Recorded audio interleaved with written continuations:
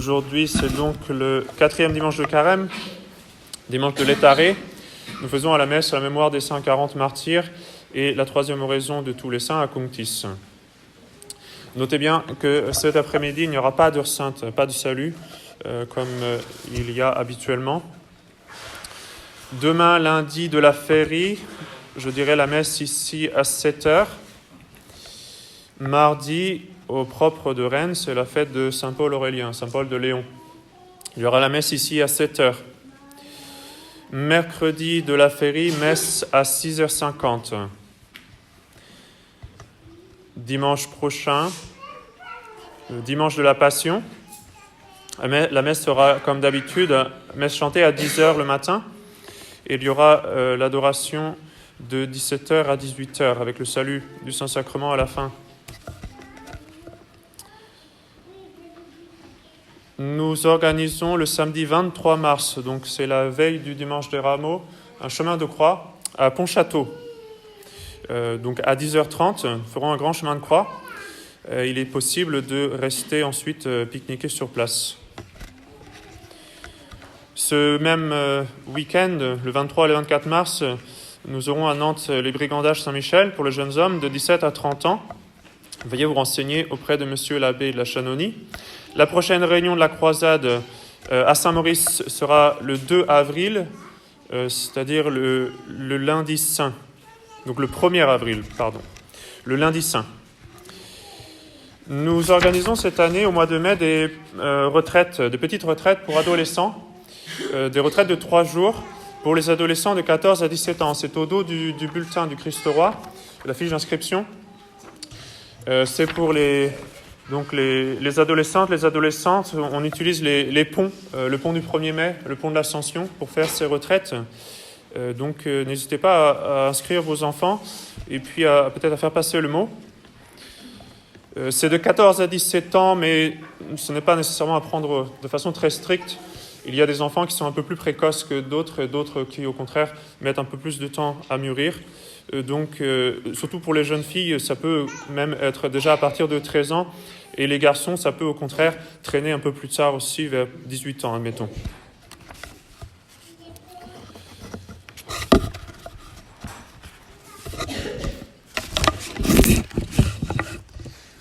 Au nom du Père et du Fils et du Saint-Esprit, ainsi soit-il. Nous voici dans ce mois de mars qui est consacré d'une façon toute spéciale à Saint Joseph. Et ce mois de mars va se clôturer, se terminer par la fête de Pâques. Et donc on a un parallèle assez intéressant entre ce mois de mars de Saint Joseph et les fêtes, les mystères de la rédemption qui vont clôturer ce mois de Saint Joseph. Et cela nous donne l'occasion donc de nous approcher de ces saints mystères de la Passion et de la Rédemption, tout en augmentant, tout en intensifiant notre dévotion envers Saint Joseph. On pense souvent, en effet, à Saint Joseph, surtout en relation avec le mystère de l'Incarnation, la naissance, l'enfance de notre Seigneur, et on pense peu, je pense, à méditer la place de Saint Joseph dans le mystère de la rédemption, puisque Saint Joseph était mort, on le pense complètement absent, sans réaliser que ce départ de Saint Joseph est peut-être justement sa contribution, d'une certaine façon, son lien avec ce mystère de la passion de notre Seigneur. Absence ou départ ne signifie pas en effet absence totale. Il serait compliqué de déterminer de façon précise, en métaphysique, comme les théologiens veulent le faire, ce lien de Saint Joseph avec la Passion. Et d'ailleurs, pour être honnête, peu de théologiens se sont efforcés de le faire. Mais ce matin, nous allons contempler ce mystère d'une façon un peu plus simple, plus intuitive, en nous appuyant sur l'épître de Saint Paul, de la messe, comme point de départ. Dans cette épître, c'est l'épître aux Galates, chapitre 4, Saint Paul nous présente l'histoire des 2 enfants d'Abraham, Ismaël et Isaac, qui représentent, nous dit Saint Paul, les 2 testaments. Saint Paul nous explique que ces événements de la Sainte Écriture, qui sont historiques, qui sont réels, sont une allégorie, une préfiguration des mystères du Nouveau Testament. Et donc Abraham a vraiment eu 2 fils, mais ces 2 fils représentent quelque chose d'important pour notre foi. Le premier fils d'Abraham, c'est le fils qui est né de l'esclave Agar, c'est Ismaël. Ce n'est pas le fils de la promesse. Ce n'est pas de lui que devait naître le Messie. Il n'avait pas droit à l'héritage d'Abraham. Mais cet enfant fut donné à Abraham en attendant Isaac, le fils de la promesse, qui naîtra de Sarah. Et donc Ismaël représente l'Ancien Testament, qui est donné pour un temps, qui n'est pas la promesse, qui n'est pas le testament éternel, l'alliance éternelle promise.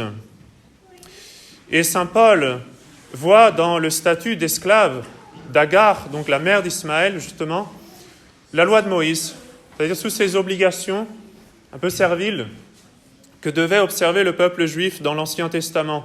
Et il voit au contraire dans Isaac, le fils de la promesse, le fils de Sarah, une allégorie du Nouveau Testament.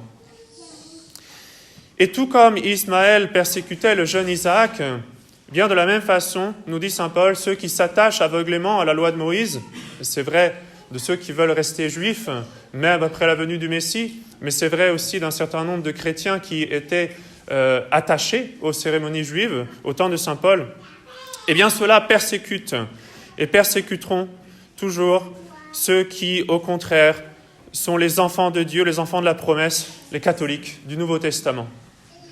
Donc saint Paul nous dit dans son épître aux Galates, « Pour nous, mes frères, nous sommes comme Isaac, les enfants de la promesse. » Et donc par cette épître de saint Paul, l'Église nous apprend à voir dans l'Ancien Testament une allégorie, une préfiguration du Nouveau Testament. L'Ancien Testament préfigure et annonce le Nouveau Testament non seulement par des prophéties, mais aussi par des faits, par ce qui s'est passé, par les événements, par les cérémonies religieuses aussi. Et nous méditerons de plus en plus, pendant ce carême, et en particulier pendant le temps de la Passion, combien notre Seigneur accomplit tous ces symboles, toutes ces prophéties. Donc aujourd'hui, saint Paul concentre notre attention particulièrement sur le thème de la substitution, c'est-à-dire le Nouveau Testament qui remplace, qui supplante l'Ancien Testament. Et notre Seigneur Jésus-Christ qui doit être substitué à tous les symboles de la loi de Moïse. Et d'ailleurs, ce fils Isaac lui-même va devoir être offert en sacrifice par Abraham pour préfigurer le sacrifice de notre Seigneur. Eh bien, permettez-moi ce matin de continuer de développer ce thème de la substitution d'un enfant à la place d'un autre. C'est en effet un phénomène qui se répète mystérieusement. Abraham reçoit la promesse d'être le père d'un peuple innombrable, qui préfigure la Sainte Église, qui préfigure le Nouveau Testament. Mais de fait, ce peuple ne va commencer à prendre une forme visible qu'à partir de son petit-fils, c'est-à-dire Jacob. C'est Jacob qui est le père des 12 tribus d'Israël. Et d'ailleurs, le peuple d'Israël s'appelle Israël en référence à Jacob. Et en attendant, à chaque génération, donc Abraham, Isaac et Jacob, on retrouve ce thème de l'enfant de la promesse qui est préféré à son aîné. Ainsi, Abraham a 2 fils, l'un d'une esclave, l'autre de la promesse. Et nous avons déjà expliqué comment cela représente les 2 testaments et comment Isaac, le fils de la promesse, préfigure notre Seigneur et avec lui, nous aussi, tous les enfants de Dieu. Mais cet enfant de la promesse, Isaac, eut à son tour 2 fils, Ésaü et Jacob. Et bien qu'Ésaü soit né le premier, c'est Jacob qui reçoit les promesses. La Sainte Église nous donnait d'ailleurs ce passage il y a 8 jours, le samedi avant le 3e dimanche de Carême, comme épître à la messe. Et autant saint Paul nous a expliqué comment dans l'allégorie des 2 fils d'Abraham, nous devons voir cette substitution du Nouveau Testament et de notre Seigneur Jésus-Christ à tout l'Ancien Testament. Eh bien, autant saint Louis-Marie Grignon de Montfort nous explique comment, dans ce choix de Jacob à la place d'Ésaü, nous devons voir l'importance du rôle de la très sainte Vierge Marie. Rappelons succinctement certains aspects de ce mystère. La Sainte Écriture nous rapporte comment Isaac, alors âgé et même aveugle, voulait bénir son fils aîné avant de mourir. Il en fait part à Ésaü. Mais Rebecca, la maman, l'apprend. Et ce droit d'héritage devait revenir à Jacob et non à Ésaü. Le bon Dieu l'avait voulu ainsi. Et de fait, Ésaü avait vendu son droit d'aînesse à Jacob en échange d'un plat de nourriture. Et donc c'est Jacob qui devait être le fils de la promesse, le père du peuple élu à venir et du Messie. Et donc la bénédiction d'Isaac ne devait pas revenir à Ésaü, mais à Jacob. Et donc Rebecca, apprenant ce qui se passe, arrange toutes choses pour que ce soit Jacob, en effet, qui reçoive cette bénédiction à la place d'Ésaü. Mais la façon dont cela s'est produit est très importante à méditer. Rebecca ne va pas trouver Isaac, son mari, pour tout lui expliquer, mais au contraire, elle fait passer Jacob pour Ésaü. Isaac est alors âgé, il est aveugle, et il bénit Jacob en pensant que c'est Ésaü. Cette nouvelle substitution manifeste le pouvoir tout particulier donné à Notre-Dame pour nous faire passer, pour ainsi dire, à la place de notre Seigneur Jésus-Christ. Nous ne pouvons pas, en effet, nous approcher devant Dieu tel que nous sommes, avec nous de nos imperfections. Il faut, d'une certaine façon, se faire passer pour notre Seigneur Jésus-Christ. Il faut imprimer en soi la ressemblance à notre Seigneur Jésus-Christ. Et qui mieux que Notre-Dame peut accomplir cette assimilation? Et donc c'est par l'intermédiaire de Notre-Dame que cette substitution peut se faire.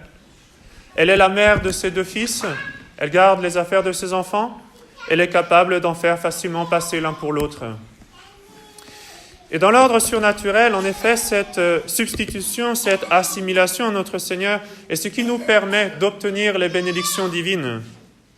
Cela aurait été absolument impossible sans l'union hypostatique, c'est-à-dire si notre Seigneur n'avait pas été à la fois Dieu et homme.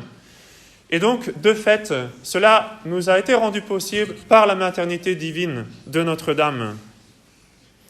Autrement dit, c'est parce que Notre-Dame est mère de notre Seigneur et parce qu'elle est capable de nous étendre cette maternité que nous viennent notre salut et toutes les bénédictions. Et donc, pendant le temps de la Passion, nous contemplons ce mystère de façon toute particulière sous le titre de Notre-Dame des Sept Douleurs, que nous célébrons le vendredi de la Passion, donc une semaine avant le vendredi saint. Parce que cela n'a pas été sans conséquence pour Notre-Dame. Faire passer un enfant pour un autre, c'est prendre un risque. Ça n'a pas été sans risque pour Rebecca.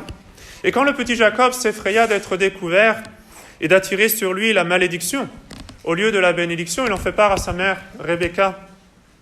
Mais elle lui répond, « Mon fils, je me charge moi-même de cette malédiction. Faites seulement ce que je vous conseille et allez me chercher ce que je vous dis. » Et en effet, que se passe-t-il de cette malédiction du péché ? Bien, c'est notre Seigneur qui l'a prise sur lui-même. Et c'est Notre-Dame, celle qui est bénie entre toutes les femmes, qui avec notre Seigneur se charge de cette malédiction. « Mon fils, je me charge moi-même de cette malédiction. » Et donc, elle accepte de mourir mystiquement sur le calvaire, unie avec notre Seigneur mourant sur la croix, pour que nous obtenions la vie et la bénédiction de Dieu. Et alors, qu'en est-il de Saint Joseph ? Saint Joseph ne devait pas, comme Notre-Dame, mourir mystiquement sur le calvaire, mais il fallut quand même qu'il meure avant la Passion, physiquement. Saint Joseph meurt pour permettre à notre Seigneur Jésus-Christ de devenir socialement héritier direct de David, héritier direct des promesses, justement. Donc on retrouve Saint Joseph dans cette économie de la transmission, de l'héritage, des promesses, des bénédictions. Et ce n'est pas anodin que pour accomplir cette transmission, Saint Joseph doit donc mourir. Sa façon de coopérer à la rédemption, c'est de ne laisser que son nom, de laisser sa place, de laisser comme la coquille de lui-même, l'extérieur, tandis que lui-même doit disparaître, comme il l'avait déjà fait finalement pour l'incarnation. On a besoin de lui sans lui. On a besoin de tout ce qui est à lui sans lui. Et donc Saint Joseph participe à tous ces mystères de notre foi en tant qu'il est l'époux de Marie, parce que Marie est mère de Dieu. L'essence du mariage, en effet, c'est la communication des biens, à commencer par le bien le plus précieux, à savoir celui de la nature humaine, de pouvoir mettre en commun la faculté de transmettre la vie. Et donc, dans ce mystère de Saint Joseph, c'est ce qui se passe d'une façon un peu particulière, un peu exceptionnelle. Notre-Dame est mère de Dieu, et puisque Saint Joseph est marié à Notre-Dame, alors Saint Joseph participe, s'approche d'une façon toute particulière, comme nous dit le pape Léon XIII, de cette éminente dignité de la maternité divine par communication. Et s'il en est ainsi vis-à-vis de notre Seigneur Jésus-Christ, fils de Marie, il doit aussi nécessairement en être ainsi à notre égard, fils spirituel, adoptif de Notre-Dame. Et tous ceux en particulier qui pratiquent la vraie dévotion à Notre-Dame, en suivant la méthode de Saint Louis-Marie Grignon de Montfort, devraient davantage prendre conscience du lien étroit qui, du même coup, les lie nécessairement à Saint Joseph. On pourrait parler presque, toute proportion gardée, d'une vraie dévotion à Saint Joseph. Nous avons médité l'allégorie qui concerne notre Seigneur, nous avons médité l'allégorie qui concerne le rôle de Notre-Dame. Il n'y aurait-il pas dans la Sainte Écriture une autre allégorie qui concernerait Saint Joseph ? Et oui, en effet, il y en a une. Saint Joseph, charpentier de métier, n'est pas étranger au mécanisme de la croix. Les pères et les docteurs ont vu dans la personne de Joseph, fils de Jacob, une figure de Saint Joseph, époux de Marie. Et quand Dieu se manifeste à Moïse, et d'ailleurs c'est ce passage que nous avions à Matine cette nuit, quand Dieu se manifeste à Moïse, il le fait dans le buisson ardent, un buisson qui est en feu mais qui ne se consume pas, et qui préfigure Notre-Dame, la maternité divine, dans laquelle on retrouve le Verbe incarné sans que la virginité de la Sainte Vierge soit corrompue. Et Dieu, en se présentant à Moïse, dans ce buisson ardent, fait référence aux promesses divines, en disant « Je suis le Dieu d'Abraham, le Dieu d'Isaac et le Dieu de Jacob ». Donc nous avons vu comment Abraham a choisi Isaac plutôt qu'Ismaël. Nous avons vu comment Isaac, à son tour, a choisi Jacob plutôt qu'Ésaü. Jacob, mourant, ne devait-il pas répéter ce mystère de cette mystérieuse substitution ? Et la Sainte Écriture nous rapporte en effet au chapitre 48 de la Genèse une substitution effectuée par Jacob. Et cette substitution, elle se fait vis-à-vis des deux fils de Joseph, du patriarche Joseph de l'Ancien Testament. Donc Joseph, fils de Jacob, présente à son père ses deux fils, Éphraïm et Manassé, pour qu'il les bénisse. Et il prend bien soin de placer à droite de Jacob, qui est sur son lit de mort, il place à sa droite son fils aîné et à sa gauche son fils cadet. Mais Jacob croise délibérément les bras pour inverser l'ordre de cette bénédiction qu'il va donner à ses enfants de Joseph. La Sainte Écriture nous dit « Ayant mis Éphraïm à sa droite, c'est-à-dire à la gauche d'Israël, et Manassé à sa gauche, c'est-à-dire à la droite de son père, il les approcha tous deux de Jacob. » Donc, il s'agit du patriarche Joseph. « Lequel, étendant sa main droite, Jacob, l'a mis sur la tête d'Éphraïm, qui était le plus jeune, et mit sa main gauche sur la tête de Manassé, qui était l'aîné, changeant ainsi ses deux mains de place. Mais Joseph, voyant que son père avait mis sa main droite sur la tête d'Éphraïm, en eut de la peine. Et prenant la main de son père, il tâcha de la lever de dessus la tête d'Éphraïm pour la mettre sur la tête de Manassé, en disant à son père, « Vos mains ne sont pas bien, mon père, car celui-ci est l'aîné. Mettez votre main droite sur sa tête. » Mais refusant de le faire, il lui dit, « Je le sais, mon fils, je le sais. Lui aussi sera chef de peuple, et sa race se multipliera. Mais son frère, qui est plus jeune, sera plus grand que lui, et sa postérité se multipliera dans les nations. » Donc vous voyez que Saint Joseph n'est pas étranger à cette économie de la substitution. Mais comment ce prodige s'opère-t-il ?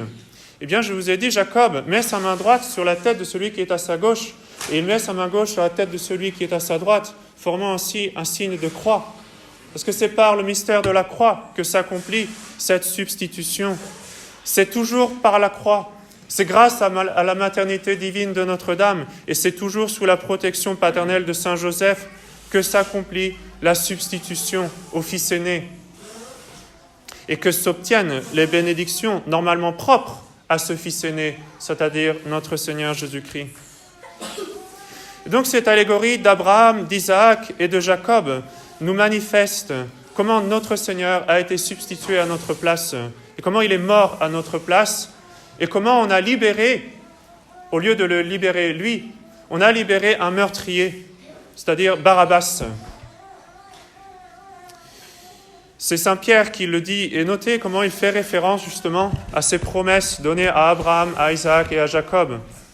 Il dit le jour de la Pentecôte aux Juifs, « Le Dieu d'Abraham, le Dieu d'Isaac et le Dieu de Jacob, le Dieu de nos pères a glorifié son Fils Jésus, que vous avez livré et renié devant Pilate quand il jugeait qu'il fallait le relâcher. Mais vous, vous avez renié le saint et le juste, et vous avez demandé qu'on vous accordât la grâce d'un meurtrier. » Donc de notre côté, nous substituons à notre mort, à la mort du criminel, la mort de notre Seigneur Jésus-Christ. Mais quant au fruit de cette substitution, eh bien cette allégorie d'Abraham, d'Isaac et de Jacob signifie que nous ne sommes pas voués à la mort éternelle et que nous ressusciterons comme notre Seigneur ressuscite le jour de Pâques. Et c'est notre Seigneur lui-même dans l'Évangile qui nous le dit. En répondant aux Sadducéens qui niaient la résurrection des morts, il leur dit « Et quant à la résurrection des morts, n'avez-vous pas lu dans le livre de Moïse, à l'endroit du buisson, ce que Dieu lui dit ? Je suis le Dieu d'Abraham et le Dieu d'Isaac et le Dieu de Jacob. Au nom du Père et du Fils et du Saint-Esprit, ainsi soit-il. »